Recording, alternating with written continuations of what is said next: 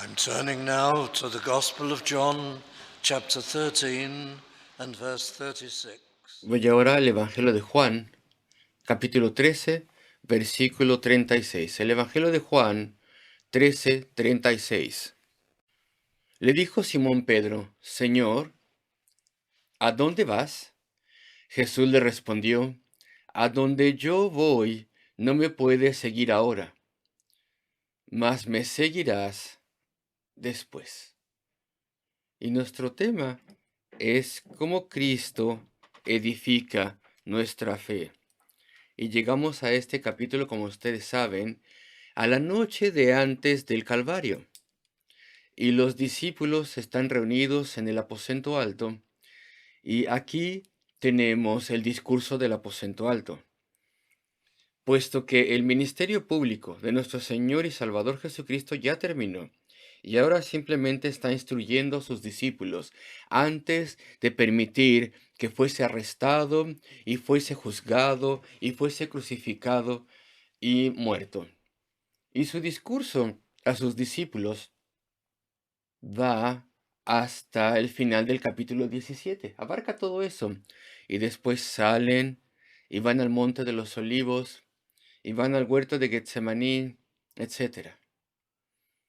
Y aquí tenemos este discurso final a los discípulos.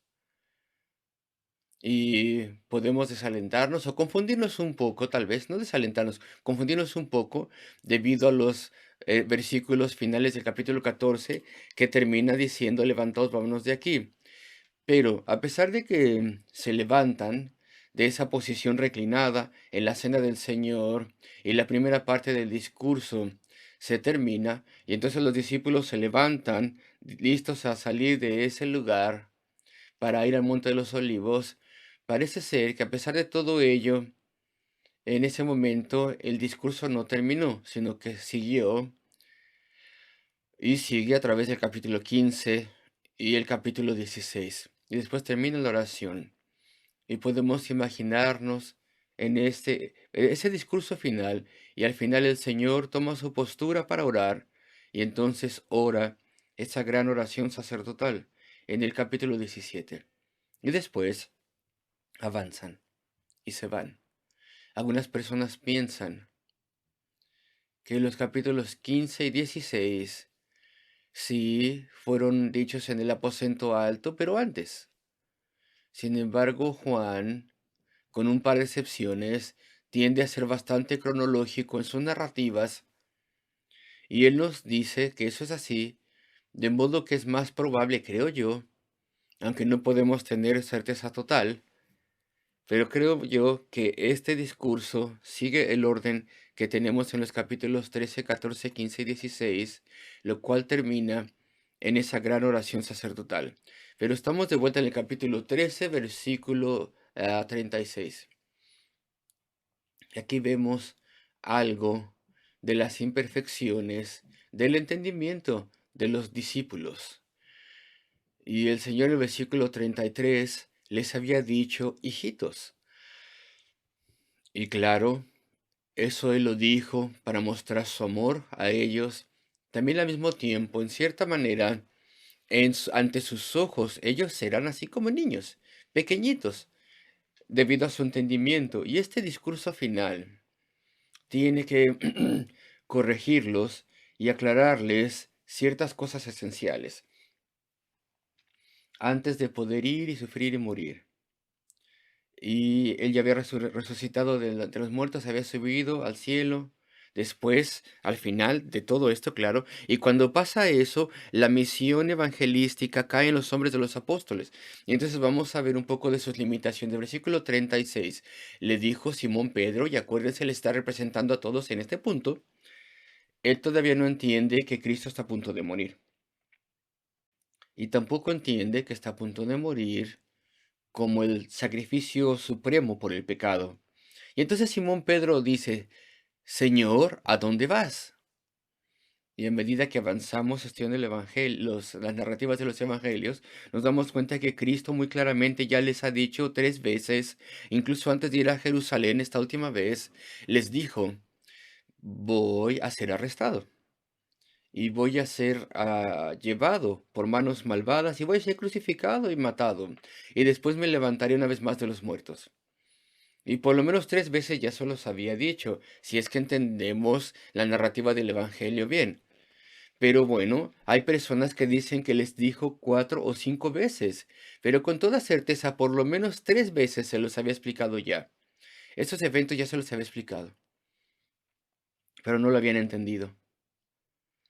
Le amaban tanto y tenían fijo en sus mentes que él sería un liberador terrenal, que él tendría un imperio israelita terrenal y que ellos serían la nación suprema y que él sería rey y gobernador, y eso es lo que a ellos se les había enseñado de forma errónea. Los líderes judíos se los habían enseñado y eso estaba completamente fuera de lugar. No concordaba con la enseñanza de la Biblia, pero eso es lo que tenían fijo en la mente y no querían dejar esa idea fácilmente. ¿A dónde vas?, le pregunta Simón Pedro. Él pensaba que tal vez con la oposición que había, entonces Cristo saldría de Judá y Galilea y tal vez iría a las tierras gentiles. Y tal vez les hablaría más bien a ellos. Y sin importar lo que él pensaba, le pregunta, ¿a dónde vas? Y Jesús le respondió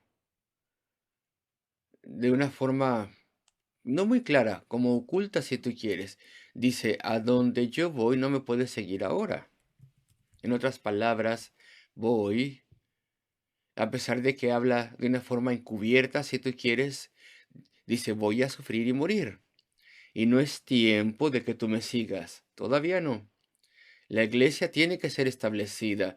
Los apóstoles tienen un largo ministerio delante de ellos, como los representantes de Cristo. Pero Pedro sí le iba a seguir. Él sufriría la crucifixión, así como Cristo la había sufrido. Él sería martirizado y sufriría a manos de los romanos en última instancia. Y dice, a donde yo voy no me puedes seguir ahora. Y Pedro no se daba cuenta lo que Cristo le estaba diciendo. Más me seguirás después. En el versículo 37 le dijo Pedro, Señor, ¿por qué no te puedo seguir ahora? Y estaba pensando que estaba hablando al respecto de que iba a otro lugar, a otro país. Mi vida pondré por ti, le dijo Pedro. Es un enunciado noble.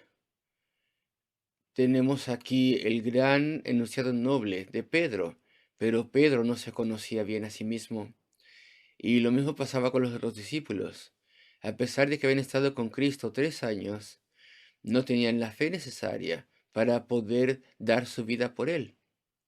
Dentro de unas cuantas horas iban a huir ante la posibilidad de que ellos también pudieran ser arrestados y de que ellos iban a sufrir, tal como Cristo iba a sufrir. Y Pedro le iba a negar. Les dice eso, de hecho Cristo se lo dice en el versículo 38. Tu vida pondrás por mí, le dijo el Señor Jesucristo. De cierto te digo. No cantará el gallo, la mañana no llegará sin que me hayas negado 3 veces. Y así fue. Y menciono estos versículos porque nos muestra un poco al respecto de las limitaciones de los discípulos en ese momento. Cómo Cristo iba a edificar su entendimiento y su fe y su firmeza. ¿Cómo lo iba a hacer en unos 15 minutos que les quedaban ahí antes de salir del aposento alto? Y después seguirían los eventos de Getsemaní y el arresto, etcétera. ¿Cuánto tiempo le quedaba para ayudarles? Bueno, pues el capítulo 14, cómo les iba a corregir, instruir y ayudar. Y aquí brevemente vemos en el capítulo 14 el remedio cuádruple para transformar su actitud y para poder edificar su fe. Y aquí se nos explica en los versículos, en la primera parte del capítulo 14, aquí se nos muestra esto. Y el primer encabezado que les voy a dar es que Él les iba a enseñar la necesidad absoluta de tener fe. Y esto nos habla a nosotros también, la necesidad absoluta de tener fe. y que la ejercitemos. Versículo 1, capítulo 14. No se turbe vuestro corazón. O, si seguimos de forma estricta el sentido, el tiempo verbal del griego, no se turbe vuestro corazón más. Ya no se turbe más, porque estaban atribulados porque Cristo se les iba a ir de entre ellos. Pensaban ellos, sí, iba a morir, pero ellos no entendían bien las cosas. Entonces dice, no se turbe vuestro corazón más. Ya deteneos, no sigáis teniendo esa actitud atribulada. ¿Creéis en Dios? En el Dios Todopoderoso, en el Padre, que es soberano sobre el cielo y la tierra, pues creed también en mí. Y esto es lo primero, la necesidad de que tengamos fe. Debes creer, debes tener fe. ¿Dijiste, pastor? ¿Dijiste que esto nos aplica a nosotros también? Sí, hemos creído, supongamos que hemos creído y hemos confiado en Cristo. Y creemos que Él sufrió y murió por nosotros. Y nos hemos arrepentido de nuestro pecado, hemos venido a Él. Pero es lo primero que necesitamos aprender a medida que seguimos por la vida cristiana. Aun si somos veteranos en la vida cristiana, tenemos que aprender que necesitamos ejercitar la fe. ¿Qué es lo que pasa en la vida? Diferentes problemas, disgustos, molestias, a veces dudas, a veces grandes causas de dolor y decepción. Y nosotros comenzamos a pensar en estas cosas y tal vez nos desmoronemos, sí, o tal vez no.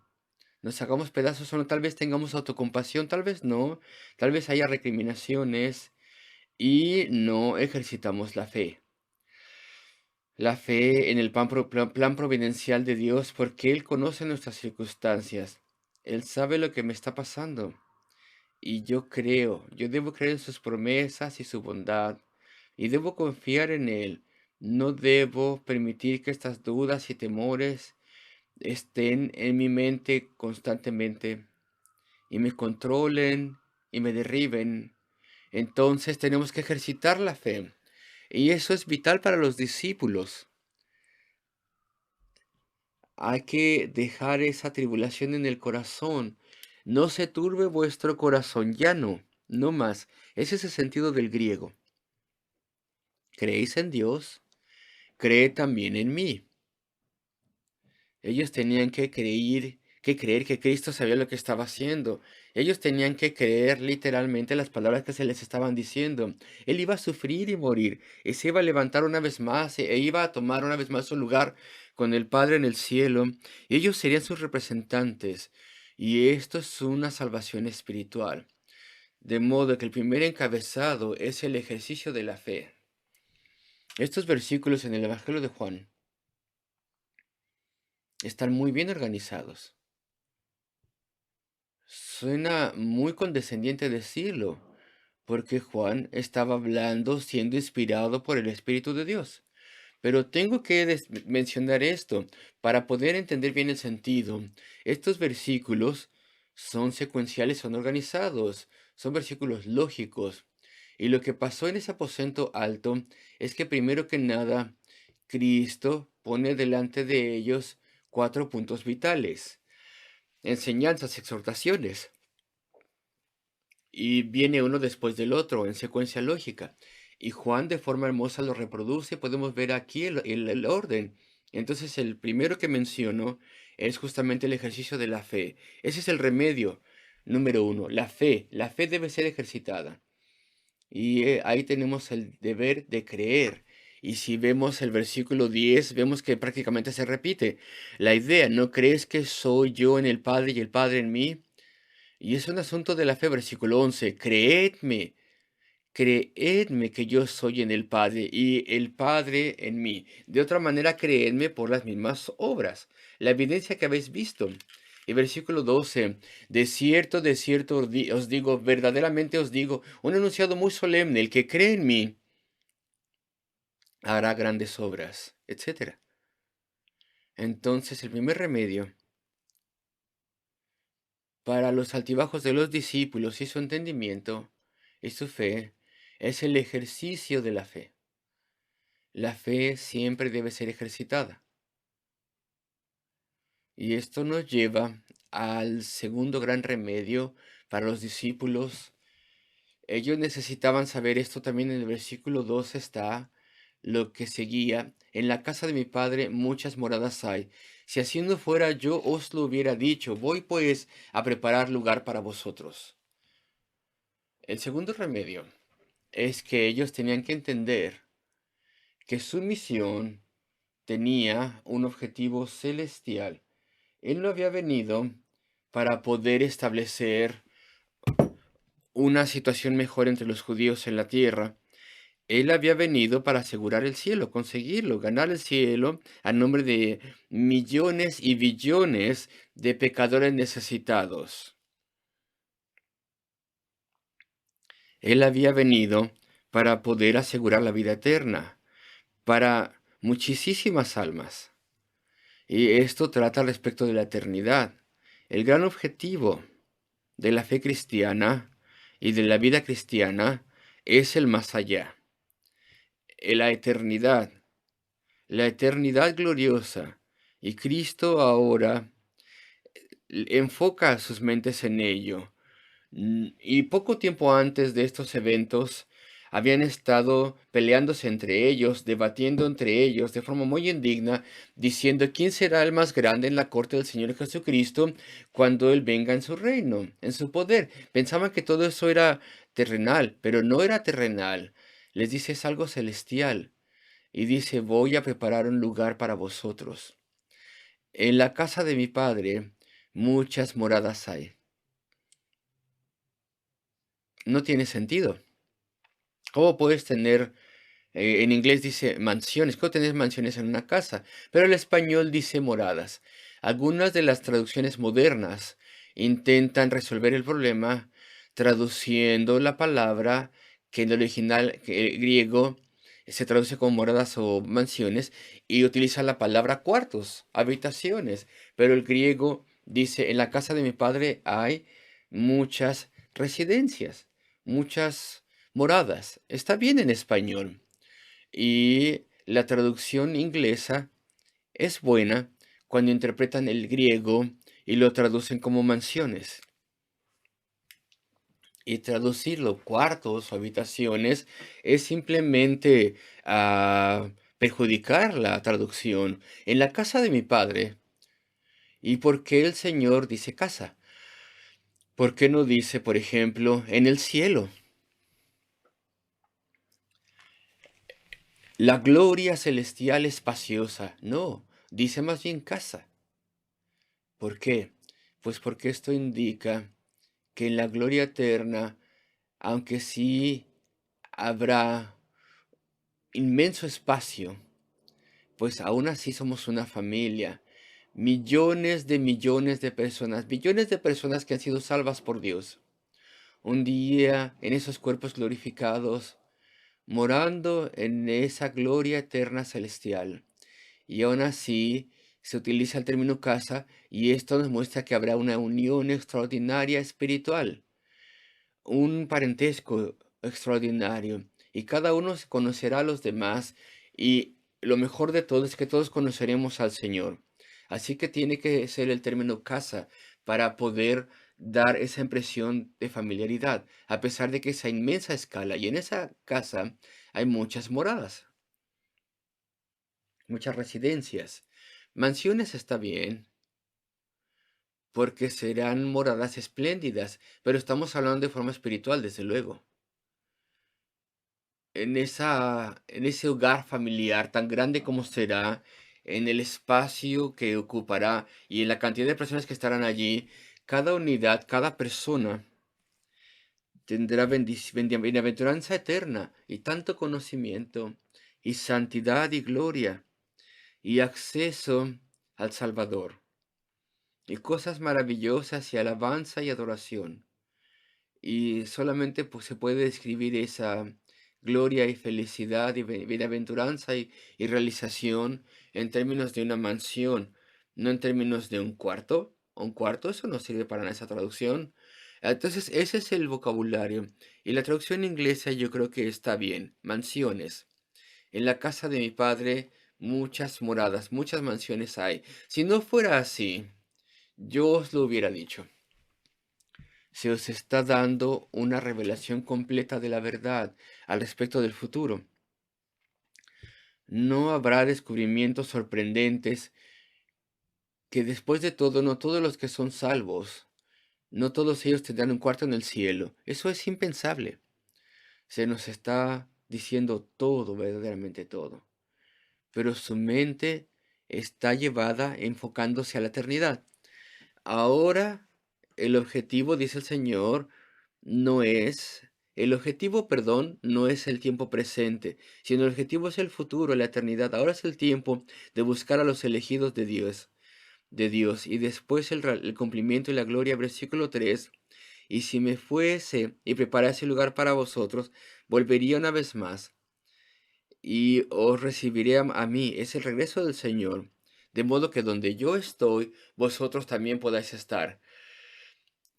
Y este es un punto muy importante, pero hay que avanzar. Y entonces, la gran atracción del cielo, el punto central y lo más maravilloso del cielo no es el lugar per se, sino la persona del Señor Jesucristo, nuestro Dios mismo, donde dice entonces, para que donde yo estoy vosotros también estéis. Y claro que será un lugar glorioso y maravilloso, más allá de lo que cualquier vocabulario pudiera describir. Pero ahí tendremos la presencia del Señor. Eso será todo para nosotros. Entonces ese es el segundo gran punto. Necesitaban entender sus objetivos celestiales. Y dirá más al respecto de esto a medida que avanza el discurso. Y hay que sacar de vuestras mentes la tierra, les dice Cristo. Quítense esa idea de la tierra, de la mente, perdón. Y mi misión no es terrenal, sino celestial. Mi propósito y causa son celestiales. Y entonces después el tercer gran remedio al respecto de la deficiencia del entendimiento de los discípulos es el siguiente. Necesitaban entender su obra. No estaban entendiendo que él iba a morir. Y mucho menos entendían por qué iba a morir. Entonces él pone delante de ellos una especie de enunciado que está diseñado para hacerles pensar y para hacerles pensar. Versículo 4. Y sabéis a dónde voy y sabéis el camino. Y ese es el problema, de hecho. Ellos no sabían, no podían entenderlo. Pensaban que él estaba yendo a un lugar, no a morir.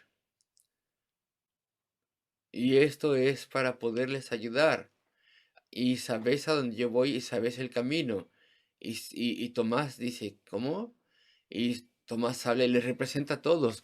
Y le dijo Tomás, Señor, no sabemos a dónde vas. ¿Cómo pues podemos saber el camino? Y aquí tenemos el tercer gran remedio. Y aquí tenemos el tercer gran remedio para sus limitaciones. Versículo 6. Jesús les dijo, yo soy el camino, la verdad y la vida. Nadie viene al Padre sino por mí. Y eso es lo que necesitaban saber. Su obra dice, yo soy el camino. Tomás, Pedro, todos vosotros, todas vuestras vidas habéis pensado que el camino es los sacrificios en el templo. Y habéis traído vuestros sacrificios por lo menos de forma anual, tal vez 3 veces al año al templo de Jerusalén. Y los sacrificios han sido ofrecidos, los símbolos del perdón, y en vuestros corazones, por así decirlo, habéis puesto el pecado en la ofrenda, y el pecado ha sido removido. Pero vosotros sabéis que ese no era el camino. Los sacrificios eran solamente símbolos de algo misterioso que Dios haría para poder quitar el pecado. Dice, yo soy el sacrificio. Juan les había dicho, Juan el Bautista, 3 años antes, les había dicho, he aquí el Cordero de Dios que quita el Cordero de Dios que quita el pecado del mundo, pero ya se les había olvidado. Dicen, yo soy el camino. Los sacrificios no son el camino. La adoración del pueblo de Dios en tiempos antiguos era solamente para ese tiempo presente de aquel entonces. Pero eso no era eficaz, eso no era efectivo, era solamente un símbolo. Eso no lograba nada, no lograba el lavamiento de los pecados, ni tampoco el perdón del alma. Yo soy el camino, dice el Señor, la verdad y la vida. Y es que no entendían esas palabras. Y él se las explicó más claramente a medida que avanzaba el discurso. Pero esta es la tercera necesidad que tenían. Necesitaban entender su obra, que Él cumple los sacrificios. Él es el verdadero sumo sacerdote, el mediador verdadero, que está entre Dios y los hombres. Él es el templo, si tú quieres. El templo sería destruido. En el año 70 después de Cristo fue destruido. Cristo ya se los había dicho. Les había dicho que el templo no permanecería. Su cuerpo sería el templo. Es decir, Él iba a ser el mediador entre Dios y los hombres. Yo soy el camino y la verdad. Claro, Cristo es la verdad personificada. Es la razón por la cual todas las cosas son, y Él es la verdad detrás de la adoración antigua judía. Todos los tipos y las sombras, todos los símbolos de adoración señalaban. ¿A quién señalaban? Pues me señalaban a mí, les dice Cristo. Yo soy la verdad, la realidad, y todo lo que os diga es verdad, y toda promesa que os haga es verdad. Venid a mí, buscando perdón, buscando vida. Yo cumpliré esto. Yo soy el camino, la verdad y la vida. Es decir, necesitáis nueva vida, así como ya lo había explicado a Nicodemo. Desde el principio del Evangelio de Juan, necesitáis volver a nacer, para que vuestro espíritu sea vivificado, sea convertido, para que se relacione con Dios, para que podáis orar con Él y caminar con Él. Yo soy la fuente de esa nueva vida, dice Cristo. Yo soy el camino, yo sufriré y moriré por pecadores. Yo soy la verdad, el cumplimiento de todas las promesas y profecías de antaño. Yo soy la vida y os daré vida eterna y os traeré, os pondré en contacto con el Dios vivo. Entonces los discípulos necesitaban eso, necesitaban entender su obra. Y después hubo un cuarto punto. No solamente tenían que entender su obra, sino que el Señor ahora hace un enunciado que una vez más está diseñado para poder ayudar a los discípulos. Y así hace. Se repite la técnica. Versículo 7. Si me conocieseis, si me hubieseis conocido, también a mi Padre conoceríais, habierais conocido. Y desde ahora le conocéis y le habéis visto. Y los discípulos estaban sorprendidos. ¿Qué es esto?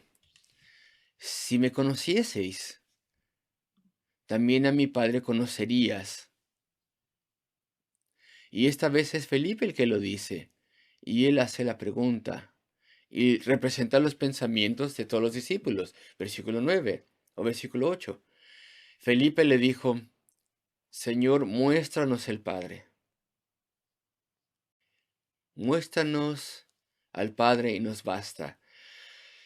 Porque no entendemos lo que estás diciendo. Concédenos una teofanía, una aparición de Dios, del Padre.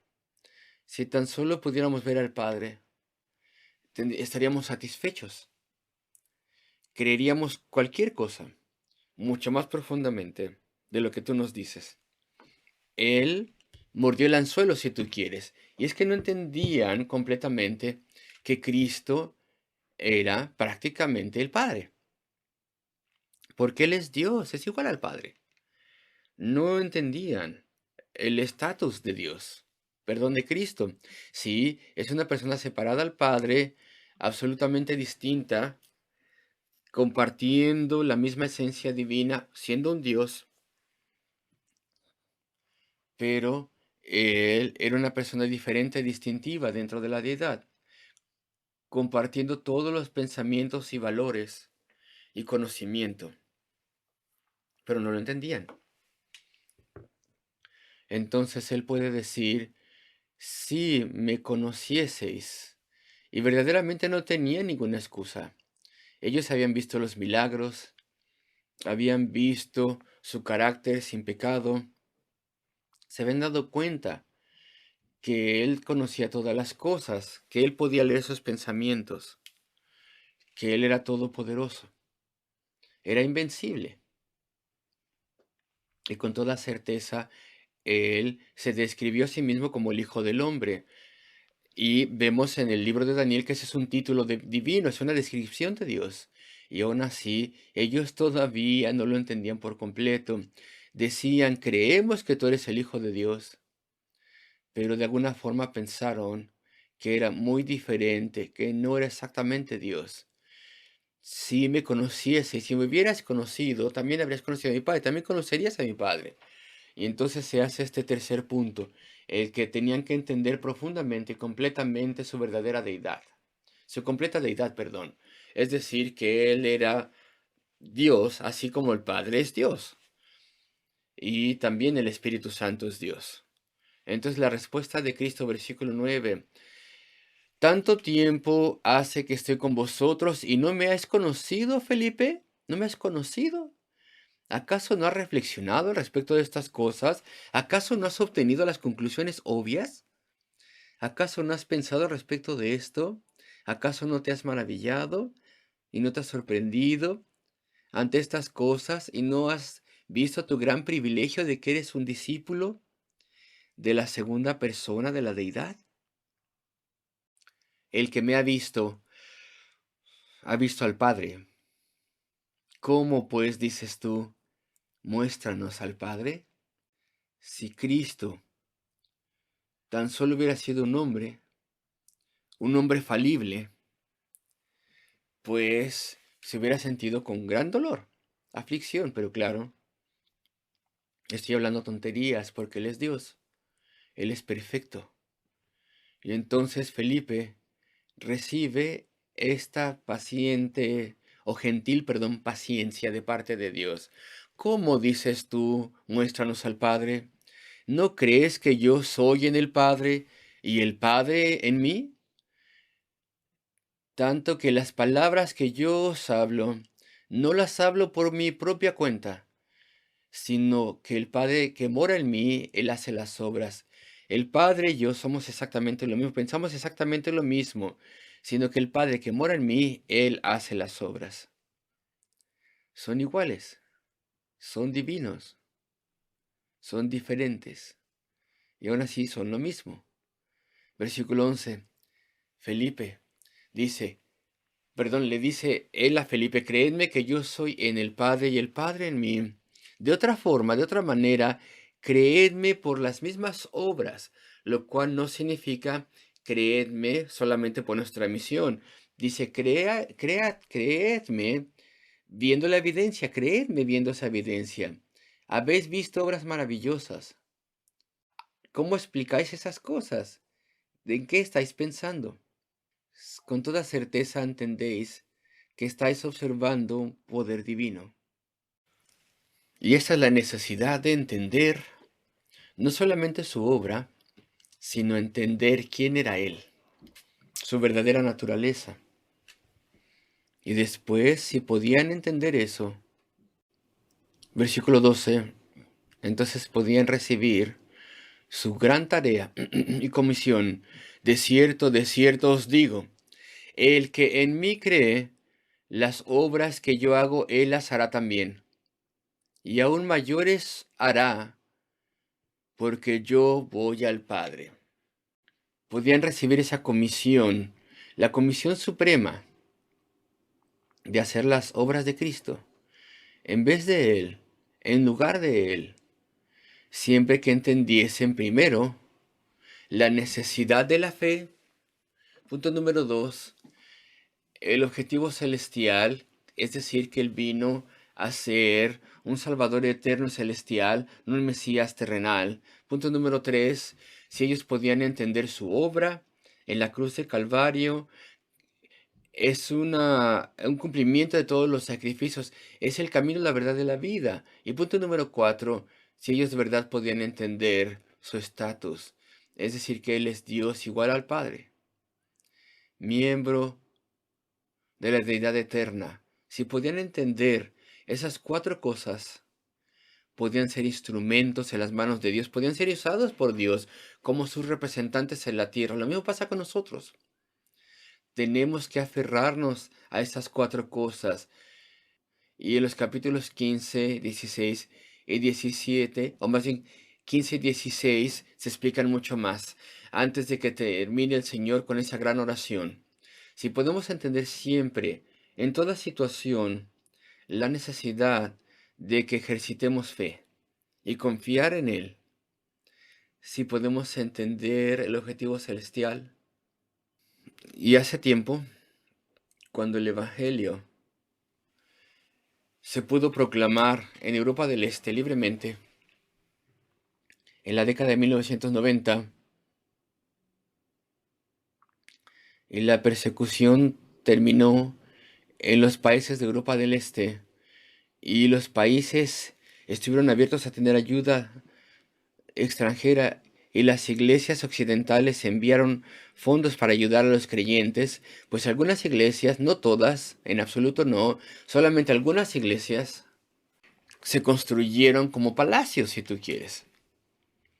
Algunas de las iglesias, no todas, que fueron construidas en Europa del Este, en diferentes capitales y lugares, a manos de personas que fueron valientes, sufriendo la persecución terrible de antes. Algunas de esas iglesias eran fantásticas por su tamaño, por su apariencia, eran como una especie de catedral bautista, eran cosas magníficas, con fondos occidentales. No fue así, en todo caso, afortunadamente, y es que las personas se dejaron llevar, como si estuvieran diciendo, aquí es donde vamos a hacer un gran impacto con este gran edificio. Somos la iglesia de Cristo y debemos hacer todo de forma cara y maravillosa, algo que se pueda ver, algo que se pueda admirar. Se habían olvidado de la lección de la enseñanza. Primero, el ejercicio de la fe es vital. Después, punto número 2, Cristo ha venido con un propósito celestial, no uno terrenal. Esto es solamente un ejemplo. Y podemos apartarnos incluso de estas cosas básicas, pero no estamos aquí para que nos vaya súper bien en la tierra. Y algunos cristianos, si pueden pagarlo, se compran la mejor casa, los mejores coches, y tienen un estilo de vida muy elevado. No tienen un estilo de vida razonable, claro que no, sino exagerado. Y compran todo lo que sea caro y lujoso. Y no, y dejan de lado la verdad de que no estamos en esta tierra para que nos vaya de forma espléndida, sino que estamos aquí para poder buscar a los elegidos para la gloria eterna, para apoyar y expandir la obra del Evangelio. Entonces estas enseñanzas avanzan. Primero que nada, la fe tiene que ser ejercitada y nunca debemos dejar de lado el objetivo celestial de Dios, eso es todo. Punto número 3, nunca debemos dejar de lado que la obra de Cristo es crucial a todo, su sufrimiento y muerte en la cruz del Calvario. Todo sermón evangelístico tiene que tener al Evangelio presentado, eso es fundamental, es central a nosotros. Constantemente nos reunimos, como haremos esta mañana para la cena del Señor. Ese es el fundamento en el que estamos. Es el corazón de todo. Y punto número 4, su estatus. Nunca debemos olvidar a nuestro Señor, a nuestro Salvador. Él es Dios. De forma eterna todo lo sabes, todopoderoso. Es igual con el Padre. Nunca debemos olvidar su estatus. Después podemos llevar a cabo la gran comisión. Versículo 12, con esto termino. Él dice, las obras que yo hago, Él las hará también. Y de hecho los discípulos iban a continuar con su ministerio de sanaciones.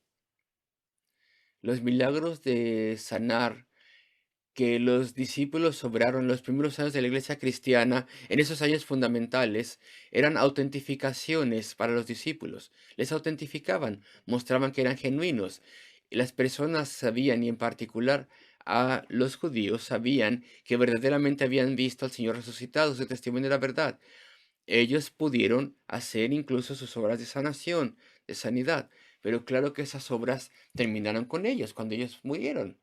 Las sanaciones ahora solamente las hace Dios respondiendo a nuestras oraciones. Nadie tiene un poder individual para sanar porque los apóstoles ya pasaron. ¿Y cuáles son estas grandes obras?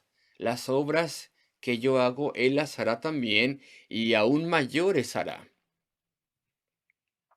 Y las grandes obras continúan hasta este día. ¿Y cuáles son esas grandes obras? Estas obras mayores, pues la sanidad espiritual, la conversión del mundo.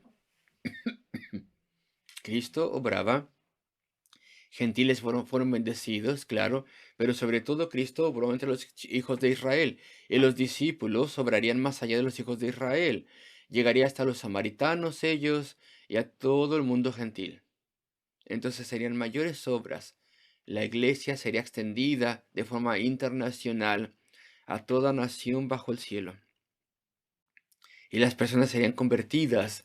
Dice, las obras que yo hago, él las hará también, y aún mayores, obras de conversión, donde los judíos y los gentiles serán salvos, porque yo voy al Padre. Y todo lo que pidieres al Padre en mi nombre, todo lo relacionado con la obra de la misión evangelística, lo haré, para que el Padre sea glorificado en el Hijo. Si algo pidieres en mi nombre, yo lo haré. No cometas el error de sacar estos dos versículos, el 13 y el 14, sacarlos de su contexto. Y no imagines que puedes pedir lo que quieras, cualquier cosa que te guste, o cualquier cosa que yo quiera. Más bien esta gran promesa de asegurarnos de que tendremos una respuesta a nuestra oración en todo sentido, se da en el contexto de que ellos estaban llevando a cabo la obra de Cristo. Es para las almas y la misión. Por eso, esta promesa tan amplia se hace con eso en mente. Entonces, todo lo que pidieres al Padre en mi nombre lo haré, a medida que hacéis las grandes obras de la misión de Cristo. Y aquí tenemos entonces esos 4 remedios para las deficiencias y limitaciones de los discípulos. La necesidad entonces de ejercitar la fe, la necesidad de que mantengamos presente el objetivo celestial, es una misión celestial, la obra de Cristo, su sufrimiento y muerte y su ofrecimiento de una obediencia perfecta por nosotros es central. Y su estatus debe ser entendido, el que Él es verdaderamente Dios y hombre, igual al Padre. Esos eran los 4 enseñanzas y comencé diciéndolo. Este es un orden lógico, está ordenado esto, es secuencial. Y tenemos entonces la paciente enseñanza de Cristo para sus discípulos y la reproducción perfecta de ello a manos del apóstol Juan en el Evangelio de Juan. Y después él avanza y explica más en ese contexto íntimo de la cena del Señor.